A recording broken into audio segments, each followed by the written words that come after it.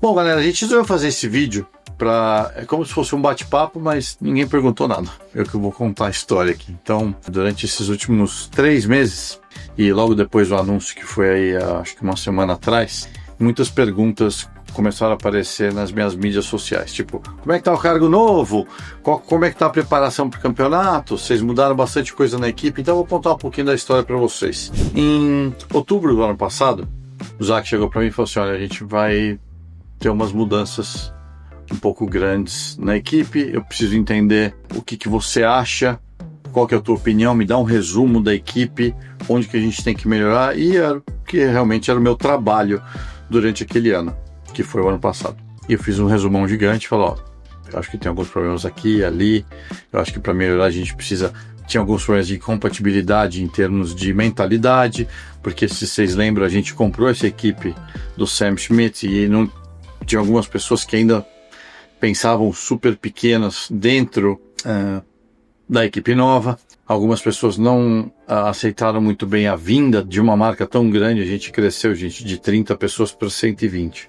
E isso em qualquer lugar, qualquer empresa, demora um pouquinho para ajustar.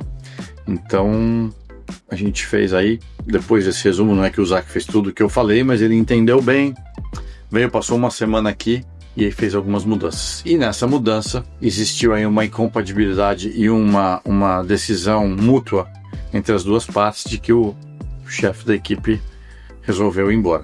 E com isso foi naturalmente eu assumir. Não foi uma coisa que ele sentou comigo e falou assim, olha, você quer fazer? Ele já sabia que eu estava preparado. Ele é um cara que ele sempre curtiu ter um piloto. O Gil trabalhou na McLaren com ele, dentro de uma equipe, porque ele acha que a gente consegue aguentar a pressão, tomar as porradas, enfim, e realmente elevar as pessoas, porque a gente sempre andou, né, no limite. O piloto é sempre julgado pela última corrida, então foi meio que natural. E a gente começou a preparação para esse ano. Foram muitas mudanças, foram 10 integrantes da equipe, numa equipe de 120 é bastante, que foram embora, e a gente contratou 30 pessoas. E aí, de novembro até agora, que é quase comecinho de março, o meu trabalho maior foi tentar fazer a integração dessas pessoas, porque o que é mais importante dentro de uma equipe não é só ter o dinheiro, os carros, a performance vem das pessoas. Isso é uma coisa que eu sempre prezei demais na minha carreira, e uma prova tá aí, as 500 milhas de Indianápolis, que a gente ganhou com uma equipe que era 10 vezes menor do que qualquer outra, com um orçamento bem menor, mas a gente tinha as pessoas certas, com a mentalidade certa, no lugar certo.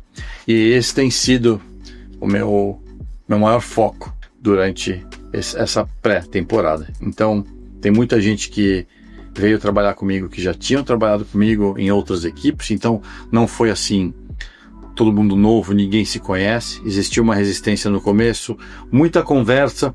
Eu acho que eu fiz aí, dos 120 funcionários, umas 76, 77 conversas de 1 a 1, com cada membro da equipe diferente, para poder realmente fazer o pessoal entender a mentalidade e tentar aí ganhar credibilidade, porque tem sempre alguém, tem os caras que sabem a sua meta de trabalho, o seu foco e o jeito que você gosta, e tem os caras que também têm sempre a opinião de que o que esse cara está fazendo aí, eu podia estar fazendo melhor que ele.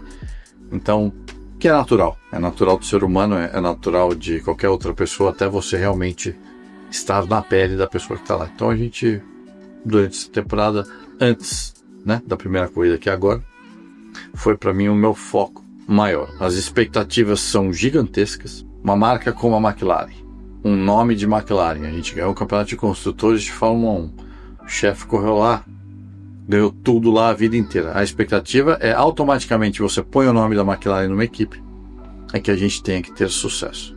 Então a pressão é grande, a gente está preparado, a gente também está preparado para que alguma coisa que não der certo a gente tentar arrumar, isso faz parte. Mas tivemos o melhor ano da equipe ano passado, ganhamos 3 corridas, chegamos entre os 6 no campeonato. Para mim isso não é bom, não ganhamos em Indianápolis, quase ganhamos em Indianápolis, quase.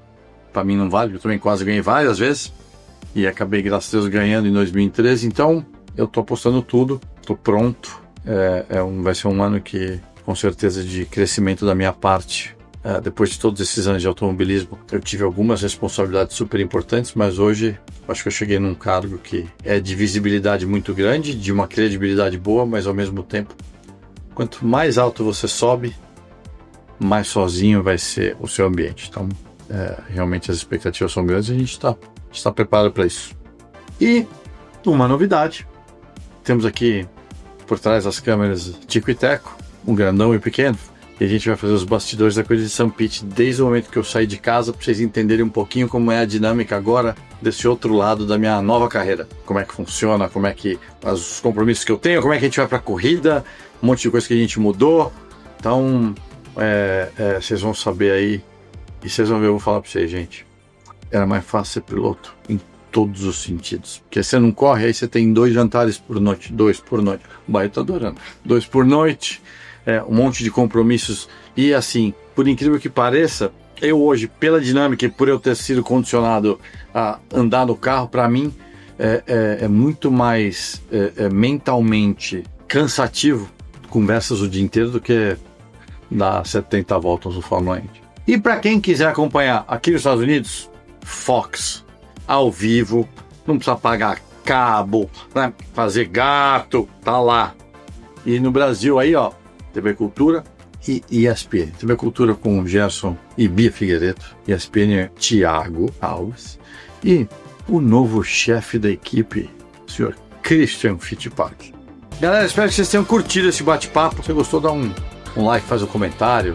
E obrigado, acompanha a gente durante o ano. A gente está tentando aí trazer cada vez mais um pouquinho. E se tiver alguma coisa que vocês queiram saber, que a gente está perdendo aqui e não conseguiu ainda mostrar, escreve aí embaixo.